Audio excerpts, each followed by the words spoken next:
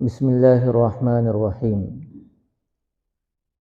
إن الذين آمنوا والذين هادوا والنصارى والسابئين من آمن بالله واليوم الآخر وعمل صالحا فلهم أجرهم عند ربهم ولا خوف عليهم ولا هم يحزنون. پیچھے سے تذکرہ چل رہا تھا، اللہ تبارک و تعالیٰ نے بنی اسرائیل پر بہت سی نعمتیں فرمائی۔ بنی اسرائیل کے اندر بہت زیادہ نافرمانی بھی ہوا کرتی تھی، اس کا بھی تذکرہ ہوا۔ آگے چل کر اللہ تبارک و تعالیٰ ایک اصول بیان کر رہے ہیں، جن پر اللہ تبارک و تعالیٰ انعام فرماتے ہیں ان کے لیے کوئی یہ سرٹیفکیٹ نہیں ہے کہ اللہ تبارک و تعالیٰ ان کی نسلوں کو نوازتے ہی رہیں گے۔ جیسے کہ آج کے زمانے کے اندر ہمارا یہ تصور ہے کہ سید خاندان کے لوگ، ہمارے ماحول معاشرہ ایسا بن گیا، حالانکہ حقیقت وہ نہیں ہے۔ لوگوں کو دھوکہ دینے کے لیے کچھ لوگ ایسا کرتے ہیں، ہم فلاں خاندان کے ہیں، ہم نماز نہ پڑھے، روزہ نہ رکھے، زکوٰۃ نہ دے، حج نہ کرے، قرآن کی تلاوت نہ کرے، صرف سلسلے میں داخل ہو جانا یا فلاں خاندان میں پیدا ہو جانا یہ ہمیں کامیاب کر دے گا۔ آج تصور ہے نا، اللہ تبارک و تعالیٰ اس کے اندر وضاحت کر رہے ہیں۔ اللہ کے یہاں ایک اصول ہے، ایک ضابطہ ہے، کامیابی اور ناکامی کا ایک قانون بنایا گیا ہے کہ اللہ نے کہا کہ اس قانون کو رکھ کر پرکھو۔ اللہ نے کیا قانون بنایا، اسی کا تذکرہ اللہ تبارک و تعالیٰ نے فرمایا۔ بنی اسرائیل پر بڑی نعمتیں اللہ نے فرمائی، من و سلوہ دیا کھانے کے لیے، اور کپڑے ایسے دیے کبھی گندے ہی نہیں ہوتے تھے۔ بہت انعامات اللہ نے ان سے، بہت انعامات سے اللہ نے انہیں نوازا، یہاں تک کہ اللہ تبارک و تعالیٰ نے بنی اسرائیل سے ہم کلام بھی ہوئی، بات چیت بھی کی۔ جب حضرت موسیٰ علیہ السلام کے ساتھ وہ کوہ طور پر گئے تھے، اللہ نے انہیں کہا، لیکن یہ ساری انعامات کا کسی قوم، کسی خاندان پہ ہو جانا، اس کی ساری نسل کے کامیاب ہونے کی کوئی نشانی نہیں ہے کہ ہمارے باپ دادوں پر اللہ نے انعام کیا تھا، ہم ہمیشہ کامیاب رہیں گے۔ نہیں، اللہ نے ایک قانون بنایا گیا۔ کیا قانون بنایا اللہ نے؟ جو ایمان لائے، چاہے وہ مسلمانوں میں سے ہو، کافروں میں سے ایمان لانے والے ہو، یہود میں سے ہو، نصارہ میں سے ہو۔ یہود حضرت موسیٰ علیہ السلام کو ماننے والے، جب تک حضرت موسیٰ علیہ السلام تھے ان کی اتباع کرنا، ان پر جو کتاب اتری ہے اس پر عمل کرنا ان کے لیے ضروری ہے۔ اور جب حضرت عیسیٰ علیہ السلام آئے تو وہ شریعت منسوخ ہے، پھر حضرت عیسیٰ علیہ السلام پر ایمان لانا اور انجیل پر عمل کرنا ضروری ہے۔ جب آقا حضرت سیدنا محمد رسول اللہ صلی اللہ علیہ وسلم دنیا میں تشریف لائے تو سب کی شریعتیں ختم۔ اب ہمارے نبی پر ایمان لانا اور آپ کی کتاب پر ایمان لانا ضروری ہے۔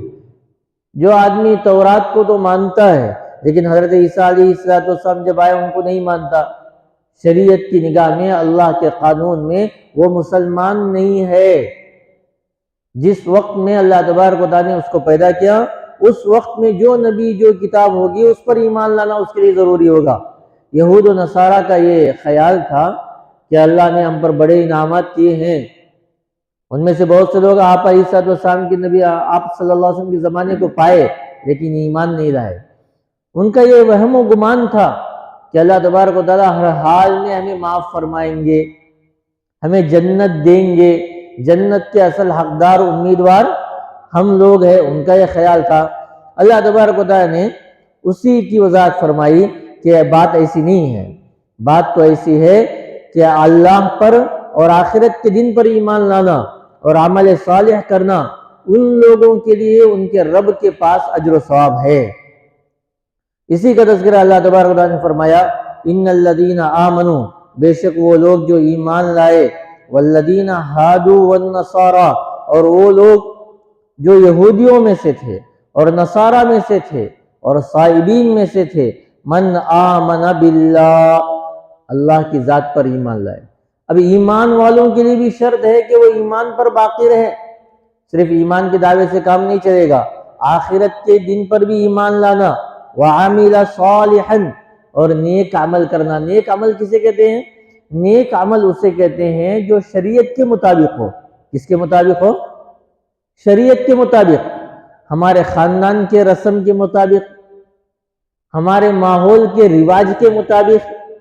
میری خواہش میں یہ نیک اچھا کام ہے، نہیں چلتا۔ آدمی کوئی بہت سے کام کرتے ہیں لوگ، اس کے دل کو اچھا لگا، اسے نیک عمل سمجھ لیا، نہیں چلتا۔ نیک عمل وہ ہے جو قرآن و حدیث کے مطابق کیا جائے، خاندان کے رسم و رواج کے مطابق نہیں، ماحول کے اعتبار سے نہیں۔ ماحول میں چل رہا چلو، ایسا کر لے کر چلو، نہیں چلے گا۔ اللہ کے ماحول پر جا کر عمل کریں گے تو ہمیں بینیفٹ ہے، قرآن و حدیث کو مانیں گے، اپنے خواہشات کو چھوڑنا پڑے گا، کامیابی اسی کے اندر ہے۔ اور جو نہیں چھوڑتا وہ دنیا اور آخرت کا گھاٹا اٹھاتا ہے۔ اسی لیے اللہ تبارک و تعالیٰ نے قرآن مجید کی ایک آیت میں فرمایا، وَمَن يَبْتَغِ غَيْرَ الْإِسْلَامِ، اسلام کے علاوہ جو کوئی آدمی دوسرے طریقے کو اپنائے گا، دنیا اور آخرت میں وہ خسارے کے اندر رہے گا۔ زندگی میں جو بھی پریشانی آ گئی، ہر حال میں اس کا حل اسے قرآن و حدیث کے مطابق تلاش کر کے اسے عمل کرنا ہوگا، اور جو منکر ہوگا اس کی زندگی سے تو ایمان ہی ختم ہو جائے گا، اس کی زندگی سے تو ایمان ہی ختم ہو جائے گا۔ آج بہت سے حالات ایسے ہیں کہ لوگوں کو کہا جاتا ہے کہ اپنے مسائل کو شریعت کے حساب سے حل کرو، تو لوگ یہ کہتے ہیں نہیں، ہم تو رواج کے قانون کے مطابق اپنے مسائل کو حل کریں گے۔ اللہ تبارک و تعالیٰ نے ان کے لیے ناکامی مقدر فرما دیتے ہیں۔ اللہ نے اسی کا تذکرہ کیا، عمل صالح۔ عمل صالح صرف تسبیح پڑھنا، نماز پڑھنا، روزہ رکھنا، زکوٰۃ دینا نہیں، زندگی کے ہر مسئلے کو قرآن و حدیث کے مطابق حل کرنا، اس کو عمل صالح کہتے ہیں۔ اور جو ایسا کرے گا فَلَهُمْ أَجْرُهُمْ عِنْدَ رَبِّهِمْ، ان لوگوں کے لیے ثواب ہے ان لوگوں کے رب کے پاس، وَلَا خَوْفٌ عَلَيْهِمْ، ان پر کوئی خوف نہیں ہوگا اور نہ ہی وہ لوگ غمگین ہوں گے۔ تو اللہ تبارک و تعالیٰ یہ اصول و ضابطہ بیان کر دیے ہیں۔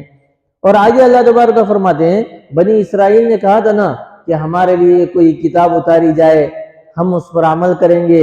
اب جب اللہ سے مانگا ہے تو عمل کرنا پڑے گا نا۔ لیکن بنی اسرائیل کے لیے جب کتاب اتاری گئی تو حضرت موسیٰ علیہ السلام لے کر آئے کتاب، انہوں نے کہا کہ ہم کیسے یقین کریں کہ ہمارے رب نے یہ کتاب دیا ہے، تو کیا کریں پھر بتاؤ؟ کہا کہ ہم اللہ سے بات کریں گے۔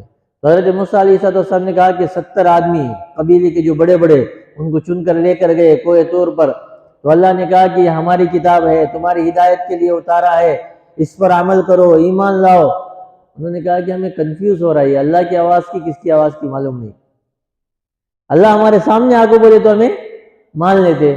تو اللہ بڑے ناراض ہوئے، بجلی کی کڑک آئی، سب کے سب مر گئے، پھر دوبارہ زندہ ہوئے۔ پچھلے کچھ دنوں سے بات چل رہی تھی۔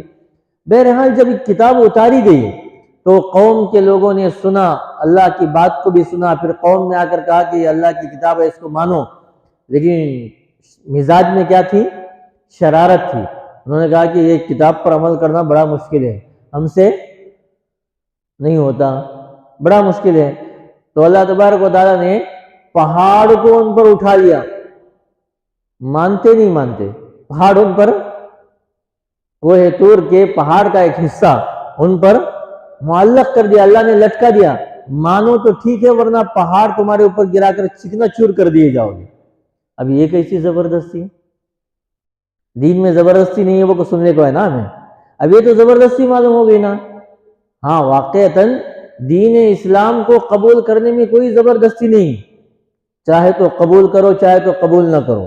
اگر قبول کرے گے تو تمہاری دنیا اور آخرت کامیاب ہوگی، اگر نہ کرو گے تو تمہاری دنیا اور آخرت تباہ ہو جائے گی۔ لیکن جب قبول کیا ہے تو اس کے ہر حکم کو ماننا پڑے گا۔ جیسے کہ کوئی بچہ ہے، مدرسے میں نہیں آتا کوئی بات نہیں، لیکن جب مدرسے میں داخلہ لے لیا اب اس کی ذمہ ضروری ہے، وہ کھانے کے اندر بھی پابندی ہے، پڑھنے میں بھی پابندی ہے کہ وقت پہ اسے کھانا پڑے گا، وقت پہ اسے اٹھنا پڑے گا، وقت پہ اسے سبق سنانا پڑے گا، اگر نہیں سنائے گا تو استاذ کی ڈانٹ ڈپٹ پڑے گی، مار بھی پڑے گی، پٹائی بھی ہوگی۔ ہاں، جب ابھی تک مدرسے میں نہیں آئے تو کوئی قلم نہیں۔ اسی طریقے سے مسلمان ہو چکے ہو، اب ساری پابندیاں کرنی پڑے گی۔ اگر نہ کرو گے تو پکڑ آئیں گی، نہ کریں گے تو کیا آئے گی؟ پکڑ آئے گی۔ تو اسی لیے اللہ تبارک و تعالیٰ نے ان کے اوپر جو پہاڑ کو اٹھا لیا تھا ان کو ختم کرنے کے لیے، وہ ایک زبردستی نہیں، انہوں نے اللہ سے مانگا تھا، یا اللہ ہم عمل کریں گے، ہمیں کتاب دے۔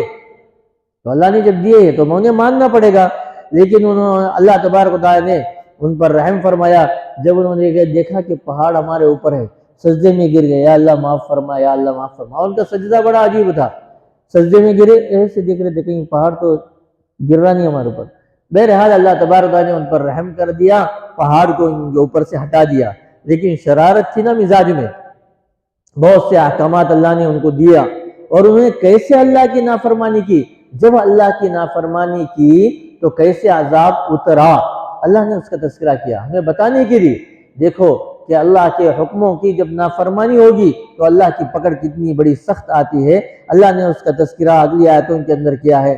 بہرحال اس آیت کا ترجمہ یہ ہے، وَإِذْ أَخَذْنَا مِيثَاقَكُمْ، اور جب ہم نے عہد و پیمان لیا تم سے اور تم لوگوں نے انکار کر دیا، وَرَفَعْنَا فَوْقَكُمُ الطُّورَ، اور ہم نے اٹھا لیا تمہارے اوپر طور کو، اللہ نے پہاڑ کو ان پر لٹکا دیا، مانو تو ٹھیک ہے ورنہ پہاڑ کو تم پر کیا کر دیں گے؟